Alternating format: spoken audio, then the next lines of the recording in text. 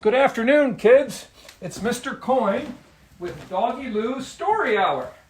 And this story time, we have a really fun neighbor who's going to read for us, Miss Jerry. Hi, Miss Jerry. Thank you. Hi, Dan. I think you and I were wearing masks because here in Evanston and elsewhere, it's recommended that if people wear these masks, there's less likely for any virus to spread. Exactly. But while once we're settled and we're reading, do we need to keep these masks on? No, we can take them off because you're going to move behind the camera. Okay. And we're not going to be this close. All right. All right, kids, let's settle down. We'll get our candle lit. And remember our never rule. We never play with fire. So if you do light candles at home, make sure it's with adult supervision. And never leave a candle in a room without a person. You need to be watching it. If you need to leave, Absolutely. just blow the candle out. Alrighty, today is, it's Wednesday, April 22nd. All right, let's settle, kids. Body still, ears listening, eyes focused, and voices quiet. Thanks, Miss Jerry. Okay. All right, I'm now going to take my mask off. And let me just say that I make masks. And if anybody wants a mask, they're welcome to contact Mr. Coyne, and I'd be happy to make a mask for you. So, today I'm going to read a very weird, interesting book. It's called Louie the Fish. Now, Louie lives in New York. So I'm going to try to do like my best New York accent, okay? So I just want to say, all right, Louie the Fish, I wore my fish earrings. Can you see my fish earrings? I wore my fish earrings just for you. Okay, so this is called Louie the Fish. All right, Alan, stop laughing. And stop telling me to stop. Alan's my husband, and he said, don't read it with the New York accent. I go, why not? And I said, well, what can I say? Okay, so it's a story by Arthur Yorix, and the pictures were made by Richard Egelski, okay? And it's a very wonderful but very strange story about Louie. It's called Louie the Fish. All right, and here's Louie brushing his teeth in the morning, and he's like every other regular guy, right? And here he is going to bed. Now, when you look at someone yawning or you see someone, doesn't it want to make you yawn? Isn't it funny? Someone yawns and then you want to yawn too? Well, that's kind of like what's happening here. I'm getting sleepy, but I'm going to try to stay awake, okay? So, one day, there's no pictures here. Okay, never mind. Okay, one day last spring, Louie, a butcher, turned into a fish. Really? Silvery scales, big lips, a tail, a salmon. Oh my God. There's Louie the fish. This is how he woke up. Now, Louie did not lead before this an unusual life. His grandfather was a butcher. His father was a butcher. So Louie was a butcher. He had a small shop on Flatbush, steady customers, good meat. He was always friendly, always helpful, a really wonderful guy. But Louie was not a happy man. He hated meat, but he was a butcher. Where's that at? From the time he was a little boy, he was always surrounded by meat. Whenever he would visit his grandfather on Sundays, it was always, Louie, my favorite grandson, what a good boy. Here's a hot dog. On his birthday, his beaming parents would hand him a gift-wrapped salami. He got a salami for his birthday. When he was 13, they gave him a turkey. Now, my boy Max, who's now 36 years old, when he was little, he loved salami, Mr. Coyne. He loved salami so much that my mother, his grandmother, when we would visit at Christmas time, what would she give him? She gave him a salami. She wrapped it up and gave him a salami. Oi! Okay. Louis did anything to get away from meat. He got a job afternoons cleaning fish tanks in a doctor's office. Louis loved the job. For hours he'd stare at the fish, their eyes blinking, their fins flapping. But a good thing doesn't last long. One night at dinner, Louis's mother said to his father, "Nat, why does Louis have to slave over those lousy fish? What's the matter with you? You can't give him a little job at the store." "But Ma, I like." "You're right, Rose. Tomorrow, Louis, after school, you come to the store. It's time you learned something about meat." Louis was not a happy camper. And that was it. Every day, Louis was at his father's shop. "Someday, this all will be yours," his father would say. And it was. His parents died suddenly, and Louis took over the butcher shop. For years, that's where he worked.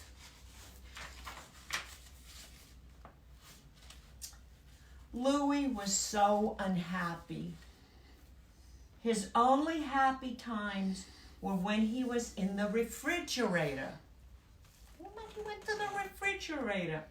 There he'd sit for hours and draw fish. Big ones, little ones, he'd draw them all over the place. Surrounded by steaks, all Louis thought about was fish. But then it got worse. How could it get worse, Mr. Coyne? He began to see fish everywhere. At home, on the bus, at ball games. Even his customers began to look like fish to him. Oh my goodness, business was starting to fail. His health declined. He was always thirsty. At night, Louis had trouble sleeping. One night in May, he had bad dreams. You ever had bad dreams? Oh, they're nasty. He dreamt he was walking down the street and he was attacked. Hamburgers were punching him. Salamis kicked him. Lamb chops, roast beefs, and briskets all ganged up on him. He yelled for help, but no one came. Oh my God, what a nightmare. Look at this, Mr. Coyne. Oh my goodness gracious. Poor Louis. That morning, Louis woke up feeling cold and wet. He was a fish, a salmon. Al, from Al's Pet Store, found him on the bus going up Flatbush. That's a neighborhood in New York. "Look at that face," he tells his customers. "I couldn't eat him, so I brought him to the store." Louis soon forgot everything about being a butcher, living on Flatbush, or even being a human being at all. After a hard life, Louis was a happy fish. Isn't that the craziest story you've ever heard? Louie the fish. Okay. Now, we're going somewhere else. This Runaway Bunny was one of my kids' favorite books.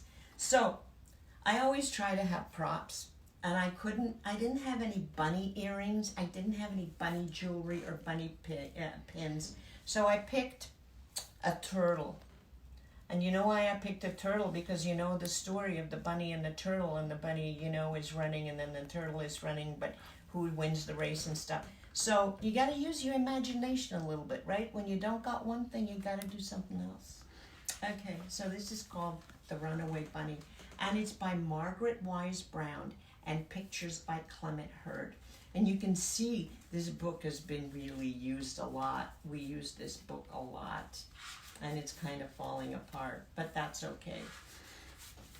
It's okay for books to fall apart. The Runaway Bunny. Okay, here we go. Okay, once there was a little bunny who wanted to run away. Now, here we are locked down. Don't you sometimes just want to run away? I mean, really, it's like we're stuck in the house. I can't see my friends. Can't go to restaurants. I can't go have a whiskey. Oh, okay, never mind. I mean, I can't go have a glass of orange juice with my friends. Okay, so once there was a little bunny who wanted to run away. So he said to his mother, "I am running away." "If you run away," said his mother, "I will run after you, for you are my little bunny." "Well, if you run after me," said the little bunny, "I will become a fish." See? A fish. My earrings. "In a trout stream, and I will swim away from you." "If you become a fish in a trout stream," said his mother, "I will become a fisherman." And it's written fisherman. It's really fisherwoman. I mean, we have to update it a little bit, right? "And I will fish for you." Here she is. She's out there. But instead of a worm, what does she have? She has a carrot. Because, bunnies like carrots. They don't like worms. Okay. "If you become a fisherwoman," said the little bunny, "I will become a rock on the mountain high above you." "If you become a rock on the mountain high above me," said his mother, "I will be a mountain climber, and I will climb to where you are."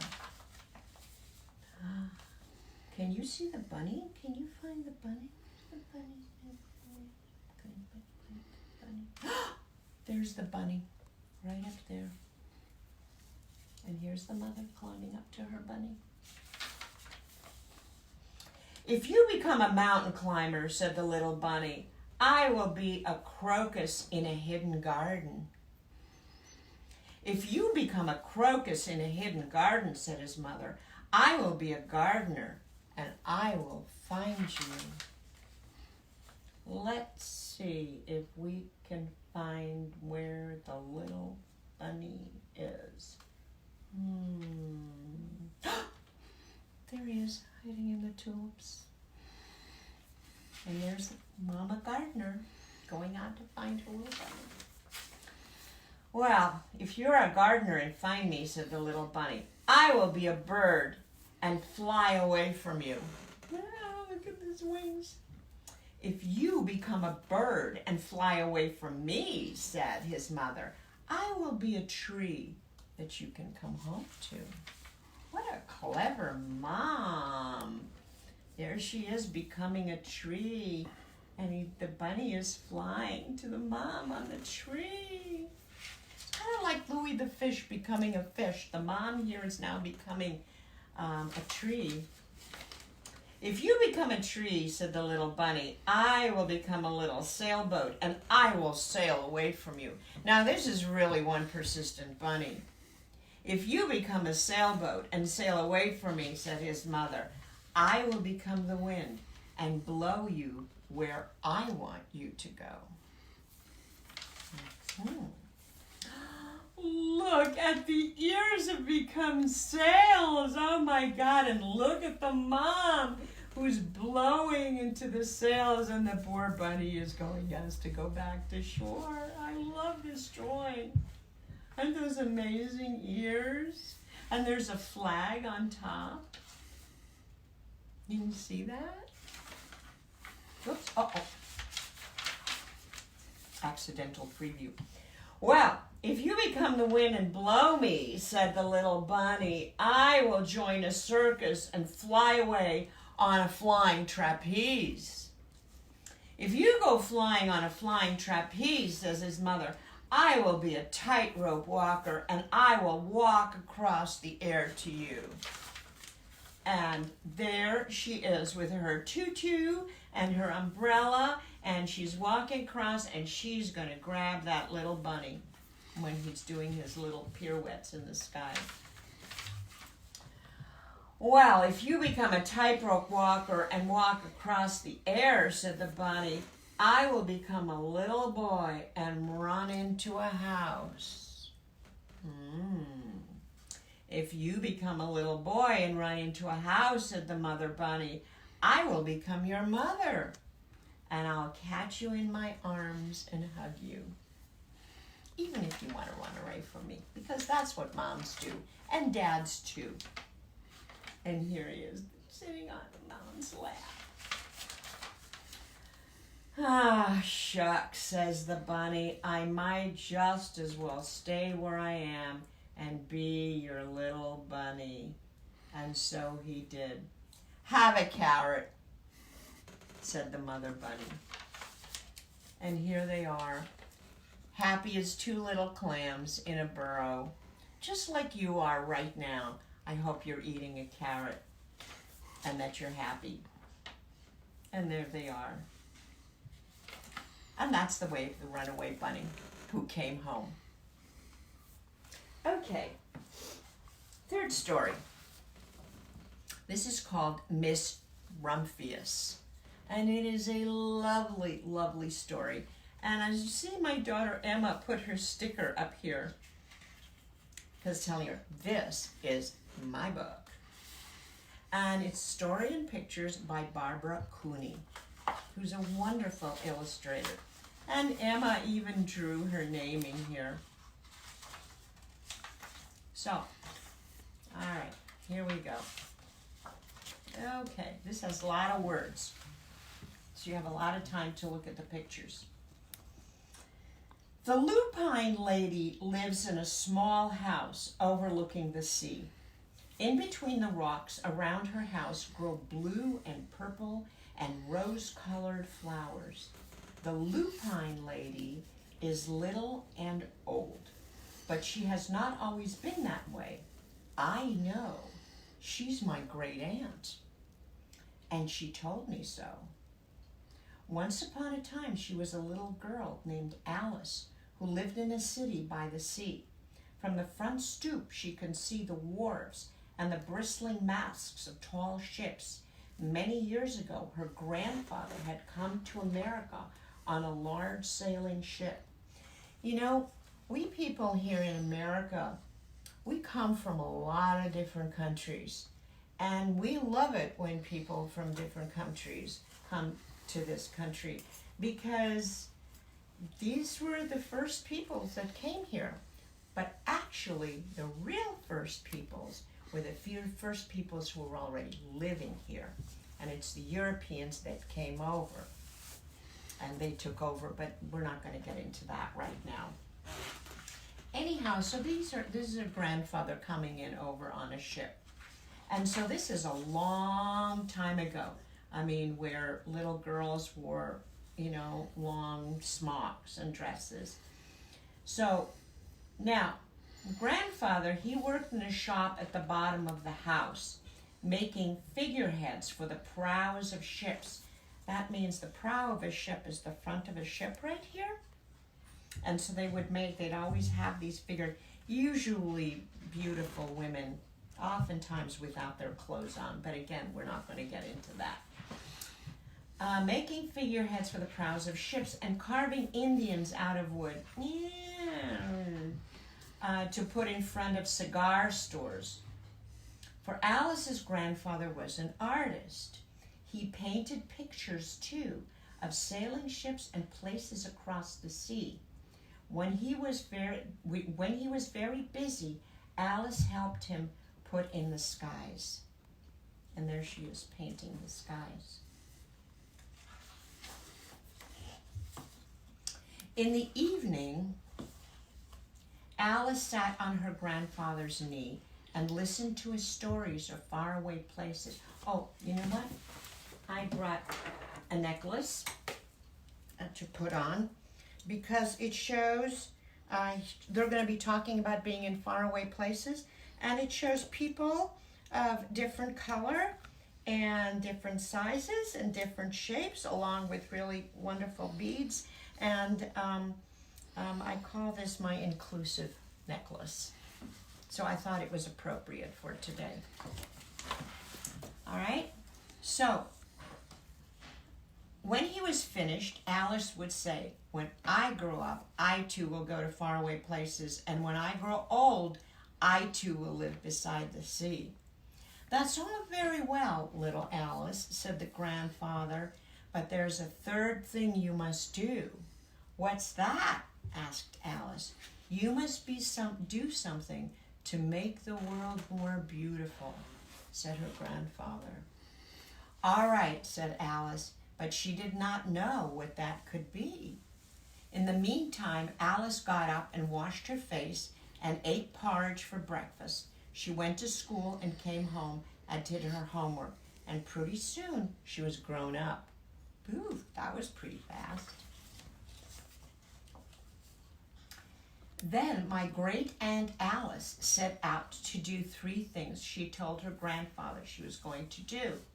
She left home and went to live in another city, far from the sea and the salt air. There she worked as a library, dusting books and keeping them from getting mixed up, and helping people find the ones they wanted. Some of the books told her about faraway places. People called her Miss Rumphius now. And there's a library. Library is a wonderful place. Sometimes she went to the conservatory in the middle of the park. When she stepped inside on a wintry day, the warm, moist air wrapped itself around her, and the sweet smell of jasmine filled her nose. This is almost like a tropical isle, said Miss Rumphius, but not quite. So what did she do? So Miss Rumphius went to a real tropical island where people kept cockadoos and monkeys as pets. She walked on long beaches picking up beautiful shells. One day she met the Baba Raja, king of a fishing village. "You must be tired," he says. "Come into my house and rest." So Miss Rumphius went in and met the Baba Raja's wife. The Baba Raja himself fetched a green coconut and cut a slice off the tips so that Miss Rumphius could drink the coconut water inside. Have you ever drunk coconut water? It is so wonderful. And you can get it if you live in tropical islands. Here, unfortunately, we have to go to the grocery store and get it. Anyhow, so let's see, fetch the coconut and cut a slice off the top so that Miss Rumphius could drink the coconut water inside. Before she left, the Baba Raja gave her a beautiful mother-of-pearl shell on which he had painted a bird of paradise and the words, "You will always remain in my heart." How wonderful. "You will always remain in mine too," said Miss Rumphius. And that's what happens when you travel and you meet other people. And when you're nice to them, they're going to be nice back to you. And oftentimes they'll give you things and you will give them things. And these kind of little exchanges stay with you for the rest of your life. And that is so important to embrace other cultures and other people. There she is again. My great-aunt, Miss Alice Rumphius, climbed tall mountains, just like the runaway bunnies. My mom was climbing tall mountains. Where the snow never melted, she went through jungles and across deserts.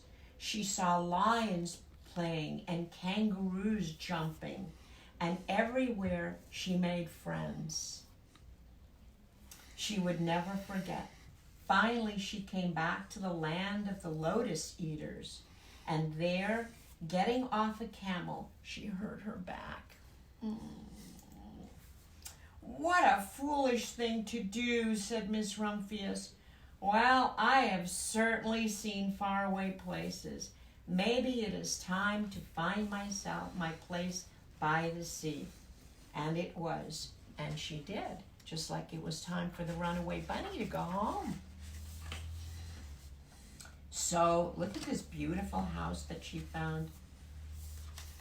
So, from the porch of her new house, Miss Rumphius watched the sun come up. She watched it cross the heavens and sparkle on the water, and she saw it set in glory in the evening. She started a little garden among the rocks that surrounded her house, and she planted a few flower seeds in the stony ground. Miss Rumphius was almost perfectly happy. But there is still one more thing I have to do, she says. I have to do something to make the world more beautiful. Remember, that's what her grandfather had said. But what? The world already is pretty nice, she thought, looking out over the ocean. You ever looked out over the ocean or go to the lake and look out over the lake, how beautiful it is? The next spring, Miss Rumphius was not very well. Her back was bothering her again, and she had to stay in bed most of the time. The flowers she had planted the summer before had come up and bloomed in spite of the stony ground. She could see them from her bedroom window, blue and purple and rose-colored. See, that's where they are from her window. Lupines, said Miss Rumphius with satisfaction. I have always loved lupines the best. I wish I could plant more seeds this summer so that I can have still more flowers next year. But she was not able to. I wonder why. After a hard winter, spring came. Miss Rumphius was feeling much better. Now she can take walks again. One afternoon, she started to go up and over the hill where she had not been in a long time. I don't believe my eyes, she cried when she got to the top. For there on the other side of the hill was a large patch of blue and purple and rose-colored lupines. How did they get there? It was the wind, she says, as she knelt in delight. It was the wind that brought the seeds from my garden here, and the birds must have helped. And then Miss Rumphius had a wonderful idea. How do you think the birds felt, Mr. Coyne? How do you think they helped out? Oh, well, maybe they ate some of the seeds. Maybe they ate some of the seeds, and what happens when birds eat seeds, they also poop them out. And you know there's bird poop everywhere, right? I mean, it's really gross on the sidewalk. And sometimes, you ever had bird poop fall on your shoulder? You know, in Italy, they say that if bird poop falls on your shoulder, it's good luck. One time when we were in Italy, we were there with our daughter Emma and my husband Alan, and we were there in this wonderful plaza, and it was filled with pigeons. And you know what happened? The poor guy, he got bird poop on his and you know what happened? So we cleaned it off. Later that day, it happened the second time. He was a lucky man. You know why? Because got pooped twice. We have two beautiful children. That was his good luck. Okay, back to the story, Miss Rumphius. She hurried home and got her seed catalogs. She set off to the very best seed house for 5 bushels of lupine seed. 5 bushels. Now, a bushel like that's a lot. Like, that's a lot of seeds. All that summer, Miss Rumphius, her pockets full of seeds, there she is, wandered over fields and headlands sowing lupines. She scattered seeds along the highways and down the country lanes. She flung handfuls of them around the schoolhouse and the back of the church. She tossed them into hollows and along stone walls. Her back didn't hurt her much at all. Now, some people called her that crazy old lady. She wasn't crazy at all. The next spring, there were lupines everywhere. Fields and hillsides were covered with blue and purple and rose-colored flowers. They bloomed along the highways and down the lanes. Bright patches lay around the schoolhouse and back of the church. Down in the hollows and along the stone walls grew the beautiful flowers. Miss Rumphius had done the third, the most difficult thing of all.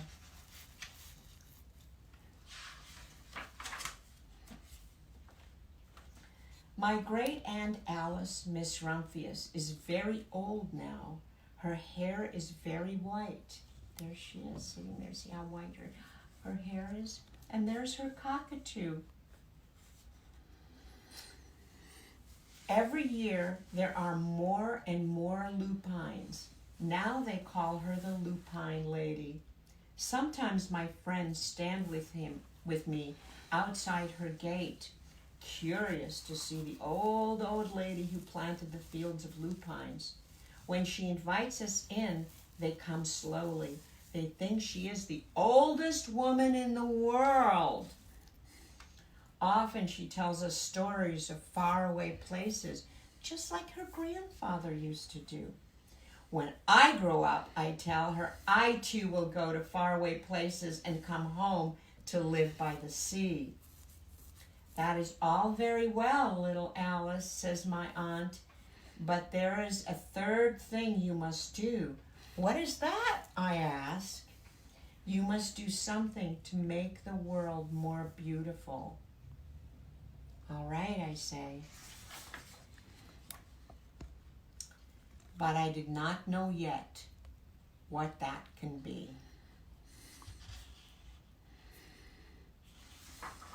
And that's the end of the story. So, it's springtime, and the snow is melted, and the rains are starting to taper off. So I think it's time to get some seeds and some flowers and to plant them in front of your house so that people that walk by will enjoy them, and that the birds can eat the seeds and then can spread the flowers everywhere. And that can make everything be much more beautiful, because that's what we really need right now. We really, really need to make the world more beautiful. And that's why I picked this story, because I thought it was really very timely for today. What do you think, Mr. Coyne? Oh, I think I love your stories and your storytelling, and I just, so much about you as a neighbor. I feel so appreciative that I'm a better person these last 28 years because you live just down the street. So thank you very much, Miss Jerry. And I feel the same about you. And two, we were just talking about making the world better, and that's something all of our students want to do. Yes.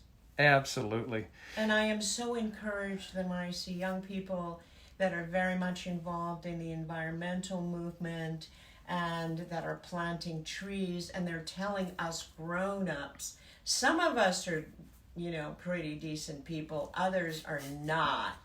They're nasty people.